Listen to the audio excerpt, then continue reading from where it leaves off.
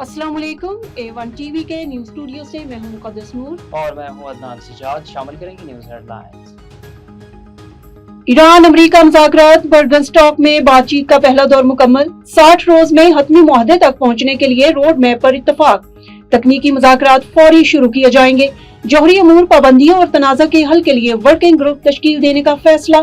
पाकिस्तान और कतर की जानिब से मुश्तरका एलामिया जारी। मुज़ाकरात की निगरानी के लिए आला सिता कमेटी बनाई जाएगी। लेबनान में फौजी कार्रवाइयों के खात्मे पर अमल दरामद के लिए डी कन्फ्लिक्शन सेल के कयाम पर इत्तफाक। आबना हुर्मज में तिजारती जहाजों की महफूज आमदोरफ्त के लिए राब्ता निजाम कायम। ईरानी वज़ीर ख़ारजा का पाकिस्तान और कतर के सालसी को खराज तहसीन। दावा किया कि लेबनान जंग के खात्मे की जानिब बड़ी पेशरफ्त हुई।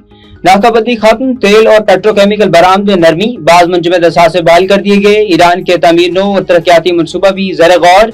इक़दामात पर अमल दरामद आइंदा मुज़ाकरात से मशरूत करार। और ईरान को बता दिया, आपने हुर्मज बंद की तो तुम्हारे पास मुल्क नहीं बचेगा। गुजरगाह की बंदिश पर रद्द अमल तबाहकुन होगा। ट्रंप की फॉक्स न्यूज से गुफ्तगू। सोशल मीडिया पैगाम में अमरीकी सदर ने कहा, तेहरान को लेबनान में अपनी भारी फंडेड प्रॉक्सीज को रोकना होगा। ऐसा न हुआ तो पहले से ज्यादा शदीद हमला करेंगे। A1 टीवी के न्यूज स्टूडियो से फिल वक्त इतना ही।